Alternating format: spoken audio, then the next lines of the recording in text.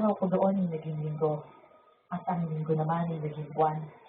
Hindi ko namamalayan ang mabilis na takbo ng panahon. Minahal ko na talaga ang trabaho ko, lalo pa't nakapag-adjust na din ako.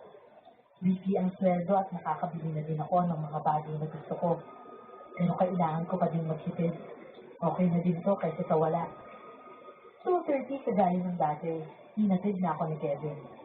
Habang kinukuha ko ang mga gamit ko sa paglilinis, may nakita akong dumaan palabas. Isang babae. Hindi din naman kasi malapitan kaya hindi ko siya nakita masyado. Mahaba ang buhok niya. Multo ba yun? Hindi ako sigurado, Miss Floyd. Hindi hilig sa akin ang tungkol sa mga multo-multo na yan. Madalas yun nakukwento ni Father Gabriel sa akin. At ang sabi niya, totoo daw yun. Pero imposible namang may multo dun. At ngayon pa talaga. Ilang na din kasi ako dito, Miss Floyd. At wala naman akong kakaibang nararamdaman. Hindi ko na lang din pinansin. Baka kasi namamalik mata lang din ako. Mabilis kong natatapos ang trabaho ko kaya lagi akong pinupuri ng mga staff doon. Masarap yun sa feeling, Miss Clark. Alam mo, magaling talaga yan si Jam. Masyadong mahal ang trabaho niya eh. Kaya may care talaga. Oo nga eh. Parang si Miss Bianca lang din. Mahal din yun ang trabaho eh. Kaya yun, napakagaling din sa acting. Eh, di ba siya may lead ngayon doon sa horror na isushoot natin nila Derek? Wala, seryoso ba? Wow, nakikita ko na siya in person. Pinakabahan tuloy ako. Crush na crush ko yun si Miss Bianca eh. Oo nga, maganda nga yun si Miss Bianca. Eh, mabait naman kaya. Di ba may issue yan dati? Naku, balo lang ang maniniwala doon. Nakikinig lang ako sa kanilang tatlo. Hindi ko naman kakilala ang Miss Bianca na sinasabi nila. Nagpaalam na ako sa kanila at nang akmang lalabas na ako. Nakasalubong ko ang isang magandang babae. Muntikan pa nga kaming magkabanggaan. Mabutit nakapagpigil kaming dalawa. Ninitian ako ng babae.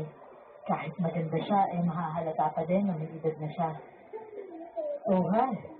Ikaw ba yung cleaner dito? Hello po. Ako nga po.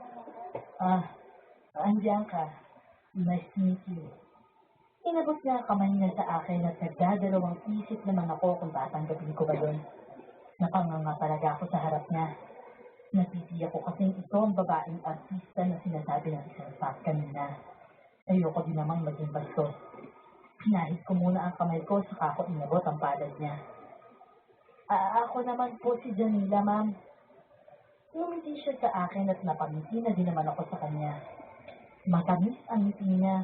Para bang wala kang choice kundi ang ngitian din siya pabalik. Nakakadala, Miss Florence. Mukhang madalas tayong magkikita dyan, ah. Tinignan niya ako. Napatango ako, Miss Florence. Nakasuot kasi ako ng pang-staff na damit. May plastic lang na apron pang-protekta para di gaanong madumihan ang t-shirt ko. Mauuna na ho ako, ma'am. May naghihintay din ho kasi sa akin sa baba. Nice to meet you din po. Nang mga sumunod na araw ay mas lalo ko pang nakakausap si Miss Bianca. Mabait talaga siya, Miss Florence. Napag-alaman kong sikat na pala siya sa mga horror movies na ginawa niya. Nasa isang channel lang kasi nakapokus ang TV namin sa probinsya. Kung kaya hindi ko napag-alaman na sikat na pala si Miss Bianca. Inaamin ko, Miss Florence, naiinit ako sa kanya. Sabihin mo na yan, Hana. Gusto ko din kasi mag-artista eh. Ano pong inaantay mo Gusto dyan, mo Hana? ba sumama sa movie na gagawin ko dyan?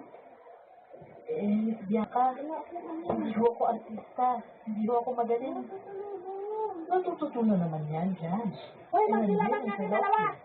Hindi ko Aba! kasi type yung isang nag-audition for katutunan ko eh. Siraw. Eh kung ikaw, mas prefer ko. Kasi mas madalas tayo mag-usap.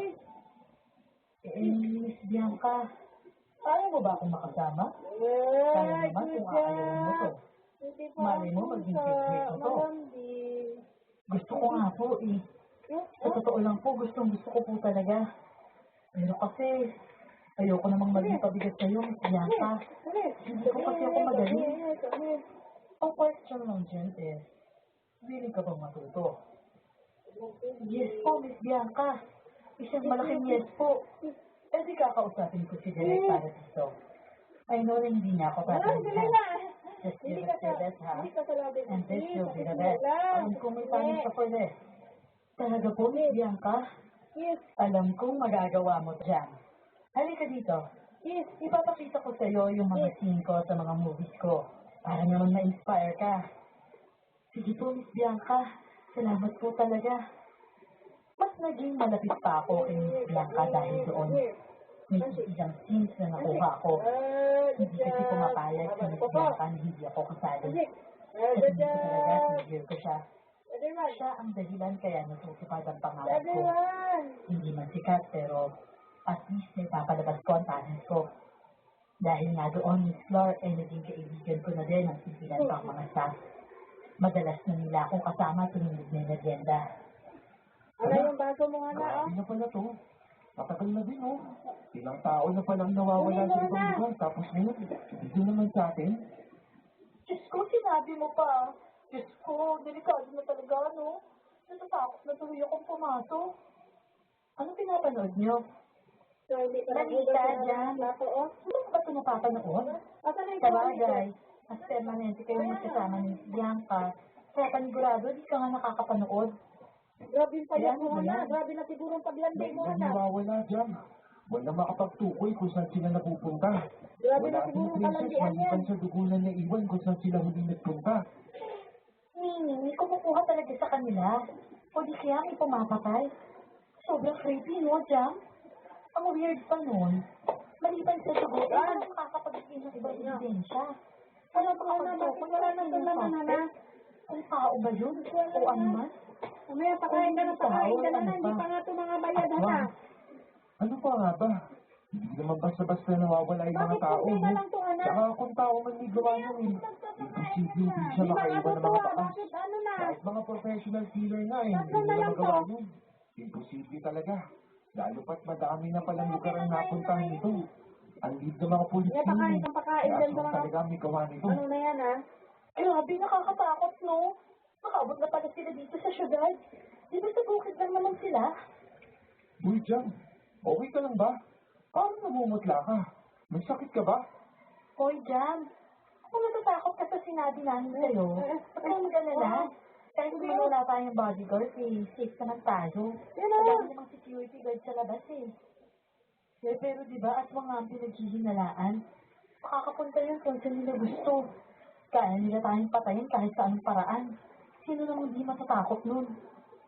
Pero guys, inaalala lang naman yun.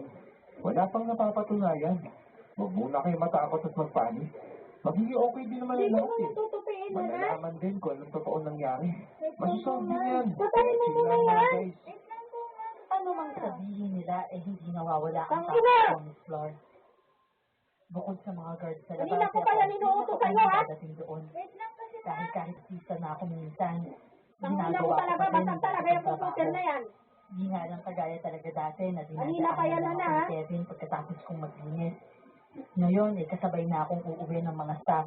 Alas 4 Hindi ng talaga ng hapon. mukha mo na makasagot-sagot na Sa eh. boarding house pa din naman Kapal ako talaga ng mukha mo. na nakatira. Ayos na. Halos 1 taon na din at may pera na talaga ako, Kapal ng Miss mukha Lord. mo. Pero ang utang na loob ko Wala sa kang kanila, gala. Landi ka kasi. tigil na umalis ako sa boarding house na yun. Ang perang sinusweldo ko ay pinapadala ko na lang sa tindahan. Nakausap ko na sila Father Felix. Dahil kahit pa paano naman, nakabili na din ako ng cellphone. Sagot-sagutin mo ko? Pinapauwi nga nila ako para bumisita. Sagot-sagutin mo ko! Pero sa susunod na buwan na lang dahil mas maraming bakante kong Sagot-sagot! oras kapag wala na ang shooting. Sagot-sagot!